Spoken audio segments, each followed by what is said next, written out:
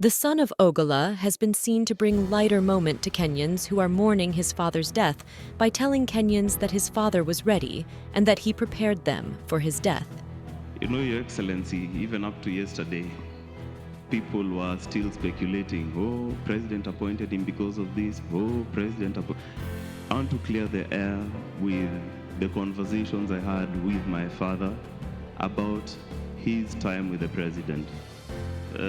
He didn't really divulge any national security issues, but generally I feel it's important to first of all clear the air. The President didn't have to appoint him first of all, and initially he saw his competencies and decided that this is the man for the job.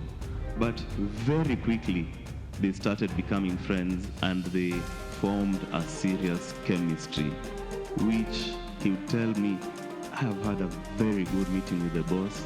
Not telling me what it is. And it's not the president alone, the deputy president as well. I really enjoyed his company. They formed a serious working security relationship of securing the country. And his cabinet secretary. These people became like brothers. I've seen, someone on Twitter saying, it was these rules, the president was in a corner. And I actually feel bad for the three of them because I know it went beyond the working relationship and they were working to change this country very seriously. And it's a serious blow to the three of them.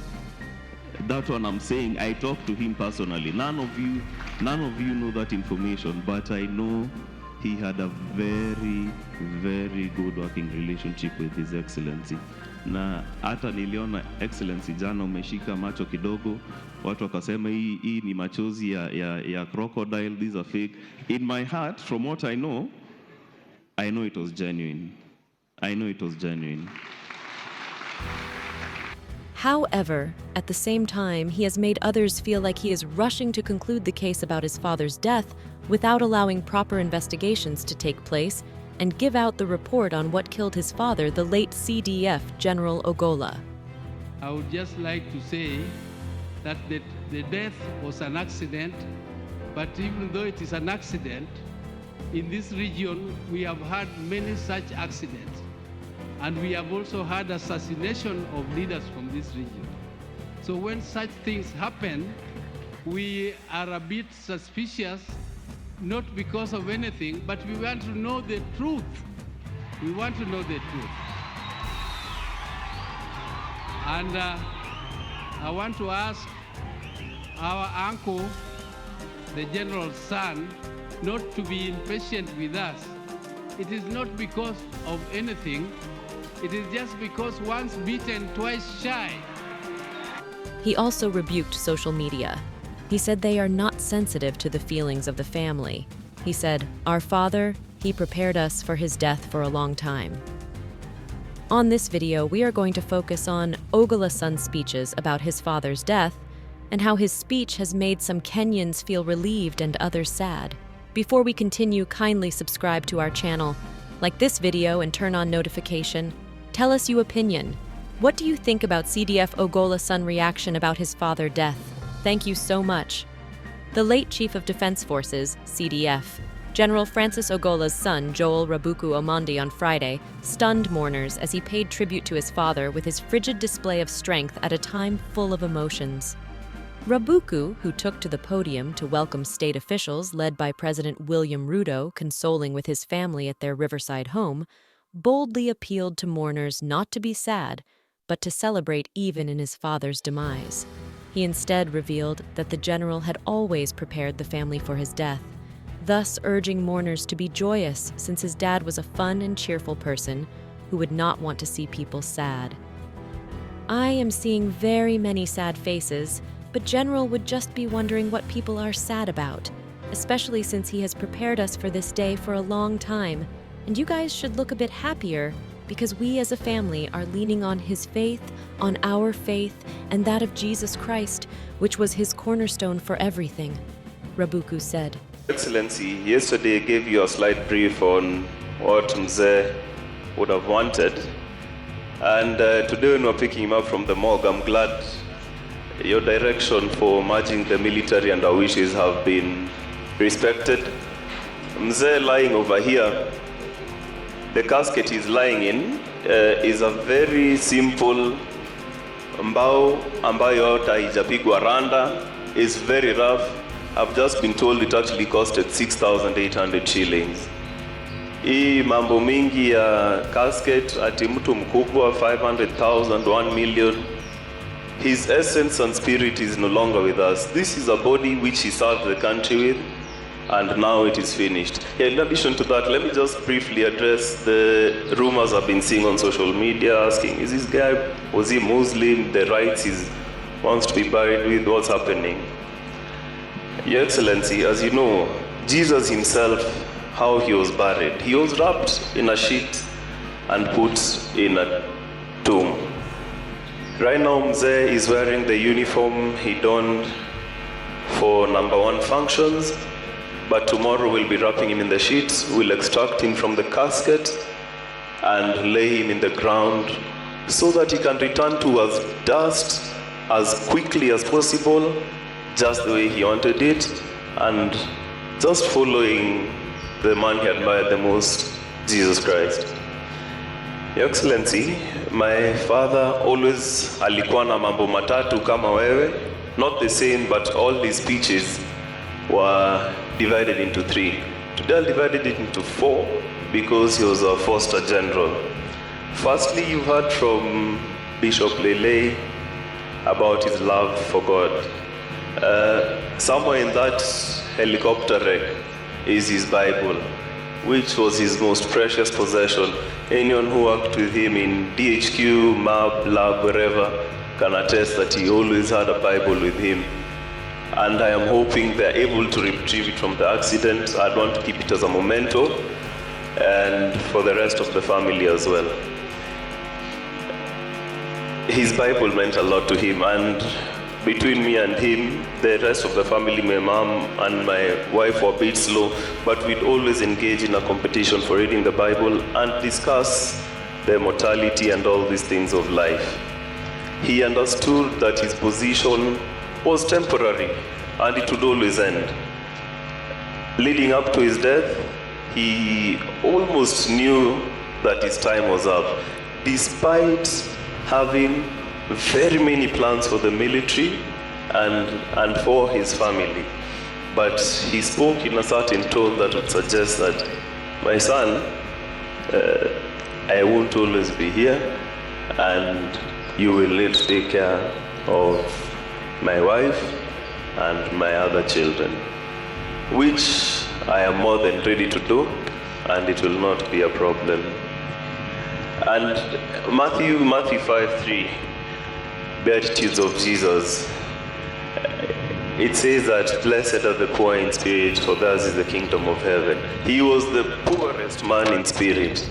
Hizi cheskas mingi, ofisi kubwa, watu kumuita CDF General Ksaa, to him it was all vanity. It was a necessary thing for him to be able to fulfill his job, nothing more. As he lays here with his uniform, I see they put his medals, his sword and boots. He loved it as a tool for the job, but nothing more. Don't be under any illusion that he thinks is important once he breathed his last. That was point number 1, his love for God. His point number 2 and point number 3 is a very blurry line. It is about his soldiers and his family. I can guarantee you right now, ule private mwenye amekaa pale juu kwa kona and me, he viewed us almost the same. You may not have had the same privileges I might have had being his son, but in his heart of hearts, the lowest person, the cleaner, to his vice, he treated all of them with respect. And he respected every single human life. His worst days was when he had, or rather different days he hears his soldiers have been hit. He was actually mourning like he was mourning a child. And he'd go down to his knees and ask, God, what is happening here? Hard for me strength. Nahitaji kulima hii altabau kabisa. Nahitaji kulima hii bandits kabisa. Which is what he was doing in the line of duty when he went down. And I want to tell even the bandits or Al-Shabaab who are celebrating, mtu mwenye alikuwa na lima kila wakati, muongeze click.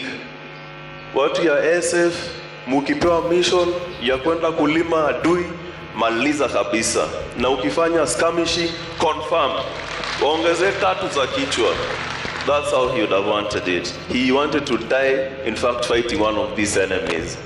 And so, musikubali kuogopa Al-Shabaab. Kama mdosi wenyu hakuwa anaogopa adui, basi mnaogopa nini? Si yeye amelala hapa na sisi wote tutalala hapa. Usipende maisha yako yote sana, na iko kitu moja kubwa kushinda wewe, Mwenyezi Mungu na nchi yetu ya Kenya. Lima musiangushe click. Muongeze. Watu ya Boni, endeleeni kuongeza click kabisa, because his ultimate dream was to have a fully peaceful Kenya. Hii mambo ya watu kugongwa hitting civilians left, right and center, he had told me many times, General Karangi started that or that side, I will finish it. He may not be done to finish it, but all of you now have a responsibility. Musiangushe hiyo click, wekeni tu. And he always used to say, kazana, weka kazi mbele na Mungu mbele. Na ulime adui kabisa. Lima adui, atakufanyia nini? Utakuja hapa, we'll celebrate you, but Kenyans will remain safe. Those tears of the women in Baringo and their children and the people who are displaced, they won't go in vain. Hata sasa wenye wako deployed huko, wenye walichukua mili zao kwa ndege, don't despair, kazi inaendelea. He is gone, amri bado iko.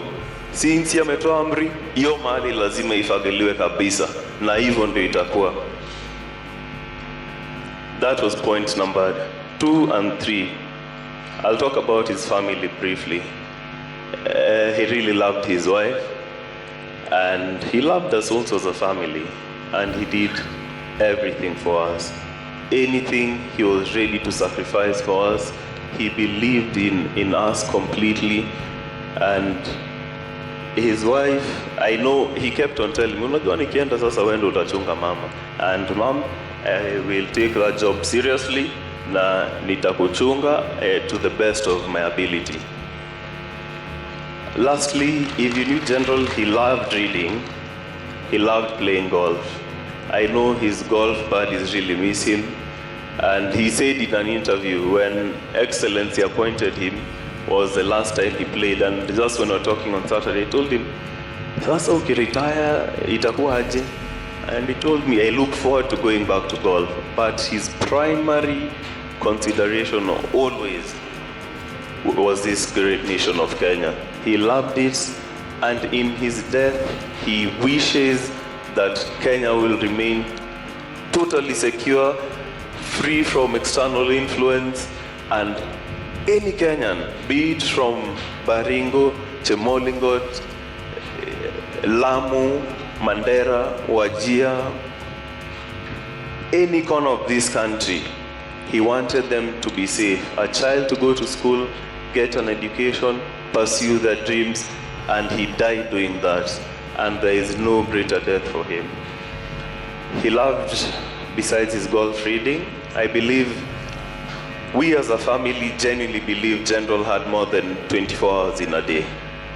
Because in a day, Tuesdays and Fridays, in fact, we are normally here. This Tuesday, we were here doing the Defense Forces physical readiness test. He said, if I'm the general, I have to show that this test is possible. And ironically, he did, I think, the most press-ups of everyone here. Not the most press-ups, but the most push-ups. We did push-ups, he did 80 of them at his age, over 60. He did press-ups, I think about 50, and he ran 3.2 kilometers in about 19 minutes, which is absolutely phenomenal for his age. So pia nyinyi muko huko juu, watu ya vitambi, fuateni mwenende ya general. So unaona metoshea kwa sanduku vizuri, hawaja finya toshe vizuri. And so, lastly, as I finish, the most important lesson, should you disregard his love for God and what God can do to you in your life and the battles he can help you win. Should you disregard everything? I can tell you something. Ukiwa na mkono gamu, hautaipata baraka. Even when God wants to give you money and resources, you need to open your hands. You need to empty your pockets. Patiana. General livyozia umuulize, hiyo saa umevaa hapo, nipatie, anakupatia. General nimekwama hapa, nisaidie. He will give you. He was so generous, and as a result of that, as a family we have never lacked. I am to just try. Test your faith. Test your faith. Start. Mwenye nakombanga pesa hata umechoka naye aje. Give him, forget about it. Najua hapa he told me the amount of debt ordered to him and I enjoyed him. If you ever die, kwa mazishi yako nitaenda nianze kuchukua hizo madeni yangu ndio at least nijenge mambo nyumba mahali. But akasema hapana.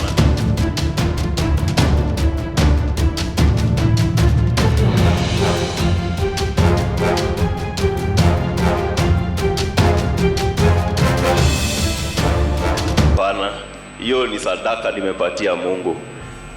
And so generosity, just test your faith. Hiyo wacheni kushikilia vitu kwa mfuko. Fungua mkono, God will bless you. We will miss him. He was a great simple man and we love him. And to the entire KDF fraternity, poleni sana, we stand with you. And especially for the people who perished with him. We in fact were running with that whole group here on Tuesday. And Tuesdays and Friday were his days. If I can ask, kwa makambi zenyu, chukweni hiyo fitness serious, mkwe kimbia, so that at least you can take the physique and also better your own health. Asante sana, and God bless all of you. The courageous Rabuku went on to remember his father as a cheeky person, especially during times when he was in the company of his sister Paris. Rabuku lightly told mourners that even in his death, General Ogolla is still wearing a smile as he looks down on them, which comforts the family. General is in a good place. I got to see him yesterday and today as I was going to get his belongings. Those of you who know General and his sister Paris, they had a cheeky smile, and I can tell you that he is resting right now with a cheeky smile on his face. What is the issue? It is going to be well for us, he stated. General Ogolla was killed in a helicopter crash on Thursday at Sindar area in Elgeyo-Marakwet County, alongside 9 other military personnel. He will be buried on Sunday at his family home in Moore, Alego Usonga, Siaya County. The Sun also cleared the air on speculations going round the social media about his father's death. The fallen chief of the Defense Forces, Francis Ogolla's son, Joel Rabuku, has dismissed rumors of rivalry between his father and President William Ruto. This comes amid unestablished reports that the departed general had made attempts to alter the 2022 general elections results. In his speech during the service before the burial at Senator Obama Primary School in Ngia, Siaya County, Rabuku said that his father had confessed to their friendship with the head of state. The general did not indulge in any national security issues. After his appointment, the two, the president and the general, became friends and had a good working chemistry. But yesterday I talked about the military and family man. Today I want to talk about the son of Alego. You know, Your Excellency, even up to yesterday, people were still speculating, oh, President appointed him because of this, oh, President appointed. I want to clear the air with the conversations I had with my father about his time with the president.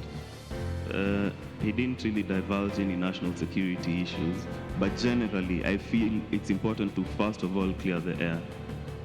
The president didn't have to appoint him first of all, and initially he saw his competencies and decided that this is the man for the job. But very quickly they started becoming friends and they formed a serious chemistry, which he'll tell me, I have had a very good meeting with the boss.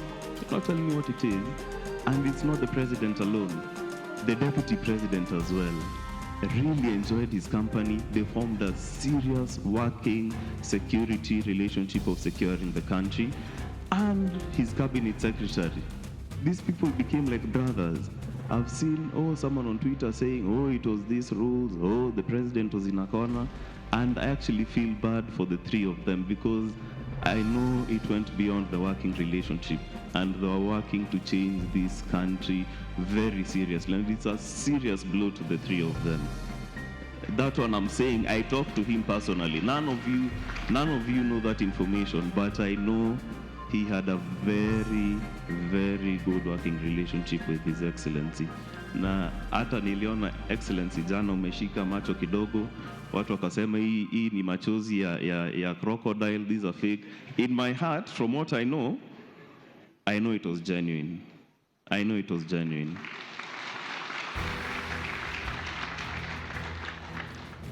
Now, when it comes to this area, the president mentioned, actually Deputy President mentioned yesterday, they came for a working tour and decided to come to our home for lunch, and we relaxed for the whole evening. He spent 4 or 5 hours with us, and there were many discussions. One of the discussions I had with both Excellency Deputy President and the President was a project which I pitched to both of them, and they really encouraged me. Now, this project, Your Excellency, I didn't tell you the main purpose of it and the end goal. The end goal was to change the lives of the people of Nyanza. I had an elaborate plan that in the next 2-3 years, all these primary schools you're seeing here to be fully rehabilitated. We had plans to build many more churches. We had plans for everyone to have clean water. You don't have to be a politician to make a difference to your country. You don't.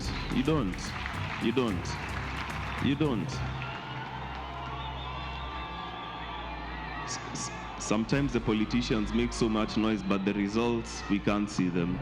And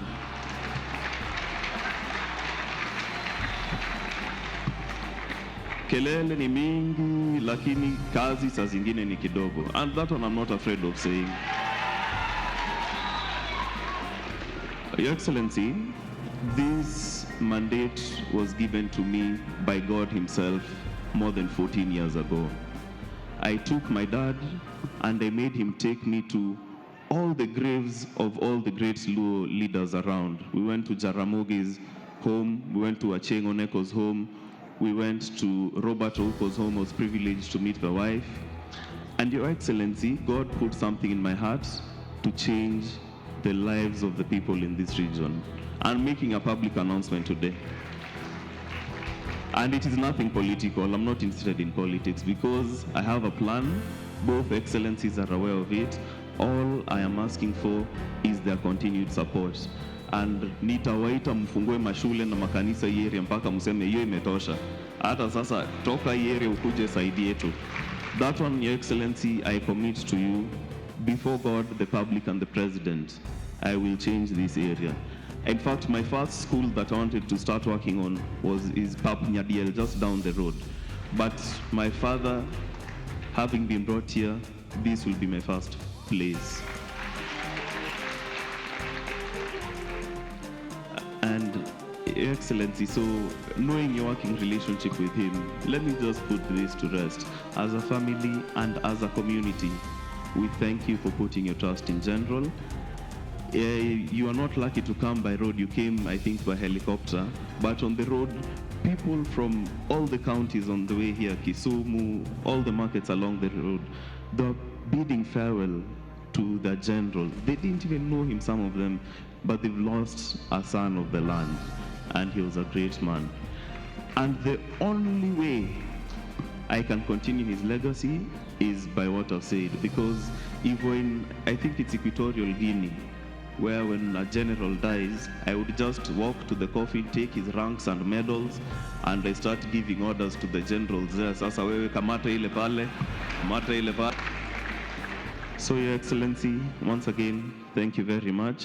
Na watu wache kusema hizo maneno zao ati oh, he did this. These guys were friends in State House. Nyinyi hamjai kuenda huko. Mimi mzendo alikuwa ananiambia anapenda president sana. They are good friends. So your maneno from today, unless you're quoting me, Mwachane nayo. Na kwanza hiyo bloggers always posting those things. Let me just say, Your Excellency, when my mom called me and told me your dad has gone down in a helicopter crash, they're very useless bloggers. You're so quick to post pictures. I've been told by my mother my father has gone down. 10 minutes later, I'm seeing a helicopter burning. What does that mean? Of course he's dead. And people are so insensitive. So you broke the news. Umepewa EGH for breaking the news that the general is dead. Let us be sensitive. Tafadhali, bloggers, what ya media? Mwambie wa bloggers wache mchezo. I'd mentioned them by name. Lakini yo tabia hapana. And I really want to appreciate, I won't mention the person who finally told me Mzee has rested and really encouraged me in that moment and told me now is the time to be strong. Kwa hayo mengi na machache, mabibi na mabwana, asanteni sana.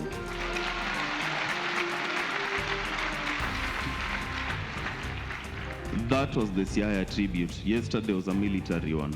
On Friday during his memorial, we have very many stories about General, which would have everyone laughing for very many minutes.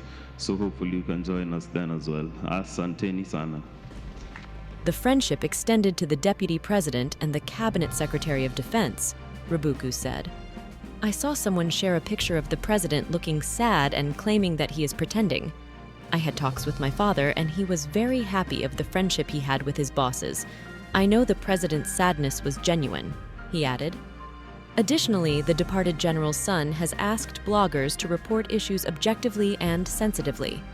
He has discouraged the culture of non-mainstream media from breaking death news before it is officially announced. The son said, "On Thursday, Mum called me and told me that my father had gone down with a plane while on duty. A few minutes later, I see bloggers sharing photos of a burning plane and saying the general has died. The president had not announced. I don't want to mention names, but the media, please talk to these bloggers," Rabuku has said. Following the general's demise, Rabuku vowed to take over his father's works of compassion by rehabilitating schools, building churches, and sinking boreholes for the community. Further, he said, I discussed with the president and his deputy and told them about my plan to start a project to improve the lives of Nyanza. I plan to rehabilitate schools, build churches, and provide water in the next 2 or 3 years. Politicians make so much noise with no results, he said. He went on to add that, my dad once took me to Luo leaders' graves like Jaramogi, Robert Uko, Acheng Oneko, and others.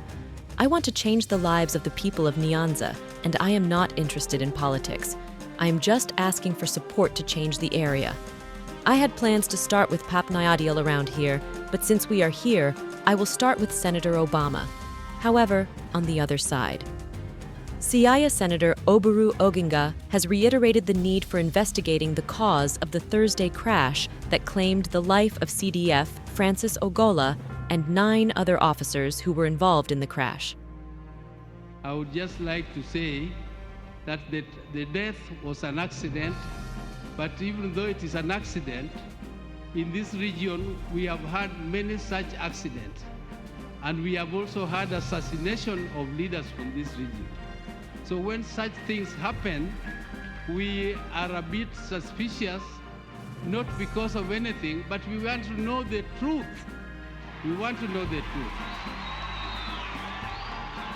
And I want to ask our uncle, the general's son, not to be impatient with us. It is not because of anything. It is just because once beaten, twice shy. So we are asking for no stones to be left unturned, and let us know the truth of who killed our uncle, General Ogolla. He died too soon, and we are a bit shaken by his death. And you people know, we lost Tom Boyer in very tragic circumstances. We lost Ouko in very tragic circumstances. And when we lost Ouko, I was part and parcel of the team of parliament which was investigating the death of Ouko. And I can tell you it was very sad, because the regime at that time managed to convince the family to be very protective and not to allow people to go into details. So young man, please just allow investigators to do their work. Now, with those very, very few remarks, I would once again want to wish that our uncle is rested in peace in heaven, and let the Almighty put him in the best place, and was one of our best sons, one of the best sons from this area. We wish that the Almighty puts his soul in peace, and let his family also rest here, and we shall be with you all the times. Thank you very much. Oburu was attending the event on behalf of former President Uhuru Kenyatta and former Prime Minister Raila Odinga. He says the reason why most Kenyans are demanding answers on the death of the general is because the region has witnessed a number of their people being assassinated, and that previous regimes convinced families of assassinated leaders to be protective. Therefore, he urged Rabuku to allow for investigations to be conducted to establish the cause of the chopper crash. Former Vice President Kalonzo Musyoka has urged President William Ruto to give Kenyans the cause of the accident. We have come to an end of this video. We remind you to subscribe if you have not yet subscribed. Like this video and turn on notification. Write your opinion in the comment section. Then you so much. Let's meet in our next video. Good luck.